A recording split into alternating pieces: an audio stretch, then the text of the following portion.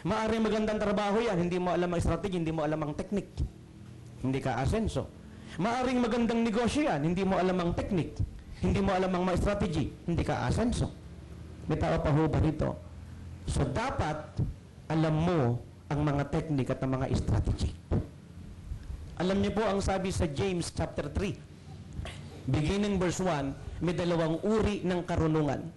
Karunungang masama at karunungang galing sa Diyos. Alam na alam natin na maraming taong yumayaman. Talaga namang yumayaman. Bagamat mahirap ang kanilang probinsya, isa sa poorest of the poor, ang kanilang probinsya, pero mayaman sila, meron silang mansyon. Kaya sa lahat po ng mga hindi matutulog at makikita kong gising, meron pa akong regalo para sa inyo. Yes. Yes. Free trip to Maguindanao. Yes. Yes. Back and forth. Itutur ko po kayo, ipapatur ko po kayo sa Ampatuan Mansion.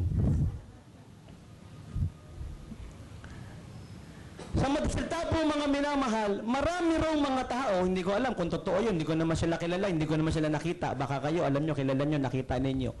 Pero meron din akong kilala, nakita ko, alam ko, nasubaybayan ko ang buhay. Yumaman sila dahil nagnakaw sila. Tama? Yumaman sila kasi nanggipit sila sa kapwa nila. Yumaman sila, hindi nila binigay ang nararapat para sa manggagawa. Yumaman sila dahil nandaya sila. Yumaman sila kasi nag-overprice sila. So maraming yumaman sa maling paraan. Hindi yan ang sinasabi ko. Hindi po yan technique, hindi po yan strategy. That is katusuhan. Katusuhan po yun, pandaraya po yun. Nakikinig pa ho ba tayo? Mga minamahal, totoo po naniniwala talaga tayo sa himala.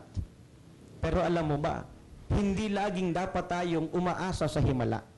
Dahil ang Diyos ay binibigyan tayo ng karunungan na kapag ang karunungan ito'y sumaatin, ang pagpapala po ng Diyos ay sa atin. Mga minamahal, maging si Solomon ay nanalangin sa Diyos. Bigyan po ninyo ako ng karunungan upang sa ganoon mapatakbo ko po ng maayos ang buong Israel na pinagkatiwala mo sa akin bilang ako'y hari. May tao pa ho ba rito? He asked for wisdom. Amen po ba?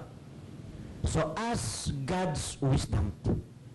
Paano magpa-prosper ang trabaho mo? Paano magpa-prosper ang negosyo mo? At maging sa paglilingkod kay Kristo, ask God's wisdom, strategy. Sabi ko nga noon, nagsisimula ako sa ministeryo, mahirap ang buhay. Tinatanggap na allowance, 40 pesos. May nagbibigay ng love gift, 50, 90 sa loob ng isang linggo, paano ka mabubuhay? Strategy. Nagpapalo pa ako tanghalit tapat. Para makalibre sa pagkain. Strategy number 1. Strategy number 2, nagpapalo pa ako sa oras ng hapunan. Para makapaghapunan. Strategy number 2. Ginagawa ko po, yung totoo po yun. And that is strategy. Ang tawag puro strategy, hindi kapal mooks. Strategy. Yes. Alam niyo, mga manggagawa ni Kristo, you must know, you must learn the techniques of God, the strategies of God. Alam mo si Haring David, nung siya pumalit kay Solomon, ay kay Saul, bilang hari ng Israel, nagtatanong po siya sa Diyos, Lord, lalaban na po ba ako sa mga Pilisteo? Nasabihin ng Lord, sige, sumugod ka na, mananalo ka. Sugod siya. Pagkatapos nun, tanong uli siya sa Panginoon, Lord, susugod ba uli ako? Lalaban ba uli ako? Kasagutin ang Panginoon, sumugod ka. Ngunit, mag-iba ka ng rota. Yan po si Haring David. Kung bakit laging nananagumpay si Haring David, panay ang tanong sa Panginoon. Yes. Alam mo, sa buhay na ito, dapat palagi kang palatanong sa Diyos. Yes. Magtanong ka sa Panginoon, Lord, paano lalago ang business ko? Paano ako magpupromote sa trabaho? Yes. At kung nakikita mong walang promosyon ng trabaho, walang promosyon ng business, pray for another trabaho, pray for another business. Amen. Yes. Manalangin ka sa Diyos. Lord, ipaalam mo po sa akin anong trabaho, anong negosyo ang uunlad ang buhay ko. May tao pa ho ba rito? Yes. At ito po ang aking sinasabi sa inyo ay hindi po ito biro, hindi laro, at makikinggan at pagkatapos lilimutin, hindi po. Sapagkat kung merong naghahangad na kayo ay yumaman, higit sa lahat ako. At yan talaga ang nasa heart ko. Hindi niyo ho ba napapansin? Paulit-ulit, kahit na anong aral ang dinaanan ko, babalik uli ako sa aral na ito. Bakit? Kasi, kung merong nakakaalam ng kahirapan, higit sa lahat ako, alam ko yan. Nasubukan kong tumira sa squatter area. Squatter na nga, nangungupahan pa. Yung bintana namin, tsaka pinto, isa lang yun. Yes, bintana namin, pinto, yun na yun.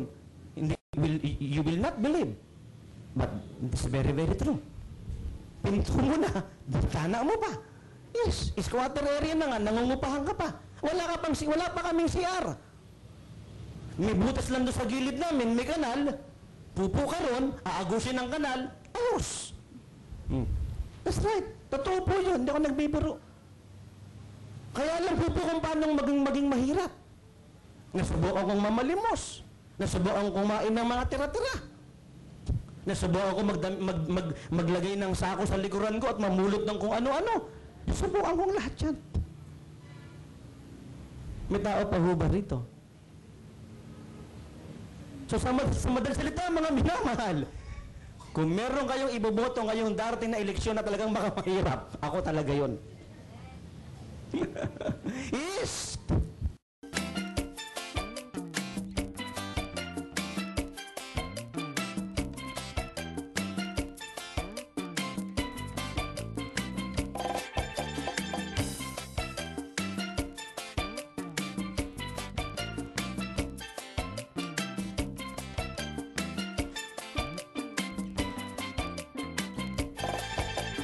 Righteousness, peace, joy in the Holy Ghost.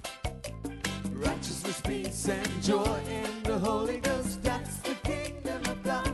Everybody sing. Righteousness, peace, joy in the Holy Ghost. Righteousness, peace, and joy in the Holy Ghost. That's the kingdom of God. Don't you wanna be a part of the kingdom? Don't you wanna be a part of the kingdom? Don't you wanna be a part of the kingdom? Come on everybody, don't you wanna be a part of the kingdom? Don't you wanna be a part of the kingdom? Don't you wanna be a part of the kingdom? Come on everybody.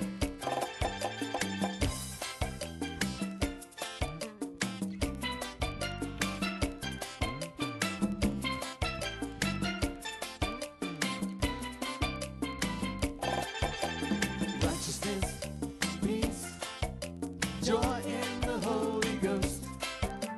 Righteousness, peace, and joy in the Holy Ghost. That's the kingdom of God. There's so much love in the kingdom. So much love in the kingdom. There's so much love in the kingdom.